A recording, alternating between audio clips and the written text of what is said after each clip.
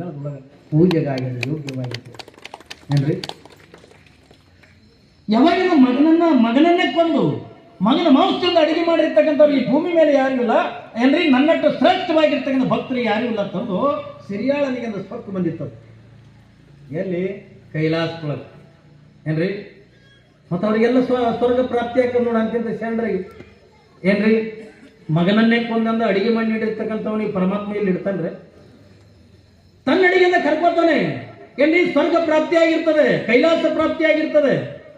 ನಾವು ಮನೆಯಾಗಿದ್ದಂದ್ರೆ ರೊಕ್ಕನೇ ಪಟ್ಟಿ ಕೊಡ್ಲಾರ್ದವ್ರಿಗೆ ನಮಗೆ ಎಂದು ಸ್ವರ್ಗ ಪ್ರಾಪ್ತಿ ಆಗ ಯಾಕ್ರಿ? ಹೌದಲ್ಲ. ನಾವು ಆ ಊರಾಗ ಒಬ್ಬ ದೊಡ್ಡ ಸಾಹುಕಾರ ಇದ್ದ, ಹಿಂಗೆ ಪುರಾಣಕ್ಕೆ ಹೋಗಿದ್ದೀನ. ದೊಡ್ಡ ಸಾಹುಕಾರ, ಅವನ ಬಗ್ಗೆ ವರ್ಣನೆ ಮಾಡಿದೆ. ಭಾರಿ ಸಾಹುಕಾರ, ಅಂತ ಸಾಹುಕಾರ, ಇಂಥ ಸಾಹುಕಾರ.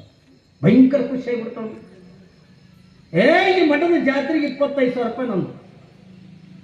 ಅವ 5 ರೂಪಾಯಿ ಕೊಡ್ಲಾರ. ಏನ್ರಿ 25,000 ರೂಪಾಯಿ ಕೊಡ್ತೀನಿ ಎತ್ತಿಕೊಂಡಂದ ಅಂದು ಹೇಳೋದು ಕೂಡ ಇಡೀ 3 ಮಂದಿ ಖುಷಿ ಆಯ್ತು.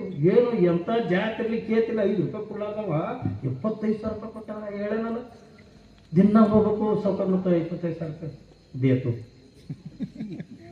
ಏನ್ರಿ. ಕೆಲದೇತು ಪರ್ಸು ದೇತು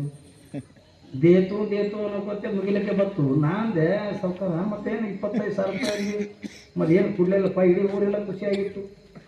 ಅವಾಗ ಅವ ಅಂದ, ನೀ ನನ್ನ ವರ್ಣನ ಮಾಡಿ ನನಗೆ ಖುಷಿ ಪಡಿಸಿದ್ದಿಲ್ಲ. ನೀ ನನ್ನ ವರ್ಣನ ಮತ್ತೆ ನನ್ನ ವರ್ಣನ ಮಾಡಿ ನಾನು ಖುಷಿ ಪಡಿಸಿದ್ದಿಲ್ಲ.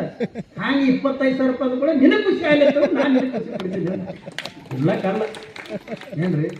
ಇಂಥ ಕಂಪ್ನಿ ಇರ್ತದ, ಜಿಪುರ ಕಂಪ್ನಿ. ಯಾಕ್ರಿ ಒಂದೊಂದು ಇರ್ತಾವ ನೋಡ್ಬೇಕು ನೀವು.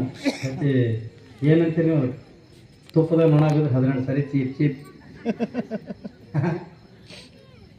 ನಾವೆಲ್ಲ ನಡೀತಕ್ಕಂಥ ಕಾರ್ಯಕ್ರಮಗಳಿಗೆಂದ ಪಟ್ಟಿ ಕೊಡಂಗಿಲ್ಲ, ದಾಸೋಹ ಕೊಡಂಗಿಲ್ಲ ಏನ್ರಿ. ಯಾರಿಗೆ ಕೈಯ ಖರ್ಚು ಮಾಡುವಂತ ಅನ್ನ ಹಾಕಂಗಿಲ್ಲ. ನಮಗೆ ಹೆಂಗೆ ಸ್ವರ್ಗ ಪ್ರಾಪ್ತಿ ಆಗ್ತದ್ರಿ? ಅವ ಸಿರಿಯಾಳ ಮಗನನ್ನೇ ಕತ್ತರಿಸಿ ಮಗನ ಮಾಂಸದಿಂದ ಅಡಿಗೆ ಮಾಡಿದ್ದ. ಯಾವಾಗಿಂದ ಅಲ್ಲಿ ಕೈಲಾಸದೊಳಗಿಂದ ಅಹಂಕಾರ ಬಂತವನಿಗೆ. ಯಾವಾಗಿಂದ ಪರಮಾತ್ಮ ವಿಚಾರ ಮಾಡ್ದ, ಇವನಿಗೆ ಬಂದಿರ್ತಕ್ಕಂಥ ಅಹಂಕಾರ ಇಳಿಸ್ಬೇಕಂತ ತಿಳ್ಕೊಳ್ಳೋದು 12ನೇ ಶತಮಾನದೊಳಗ ಯಾರ ಮನೆಗೆ ಕರ್ಕೊಂಡು ಬಂದಾನ ಅಂತ ತಿಳ್ಕೊಂಡು ಕೇಳಿದ್ರೆ ನೆಲ್ಲೂರು ನಿಂಬೆಕ್ಕನ ಮನೆಗೆ ಕರ್ಕೊಂಡು ಬಂದ. ನೋಡಿ, ನೆಲ್ಲೂರು ನಿಂಬೆಕ್ಕನ ಮನೆಗೆ ಬಂದ ಅಂದ್ರೆ ಜಗತ್ತ ನನಗಿಂತ ಶ್ರೇಷ್ಠ ಭಕ್ತರು ಅದಾರ ಭೂಮಿ ಮೇಲೆ ಅನ್ನೋದನ್ನ ತೋರ್ಸಕ್ಕೆ ಇಲ್ಲೇ ನಮ್ಮ ಏನ್ರಿ ಕಲ್ಯಾಣದೊಳಗನೆ. ಯಾವಾಗ ಸಿರಿಯಾಳ ಶಿಷ್ಯ ಆಗ್ಯಾನ, ಪರಮಾತ್ಮನ ಜಂಗಮನಾಗ್ಯಾನ, ನೇರವಾಗಿ ನಿಂಬೆಕ್ಕನ ಮನೆಗೆ ಬಂದಾರ. ಯಾವಾಗಿಂದ ಭಿಕ್ಷಾಂತ ಎತ್ತಿಕೊಂಡಂದಾರ, ಯಾವಾಗಿಂದ ಭಿಕ್ಷಾಂತ ಎತ್ತಿಕೊಂಡ್ರು, ಅವಾಗಿಂದ ನಿಂಬೆಕ್ಕ ಬಂದು ನೋಡ್ತಾರೆಪ್ಪ.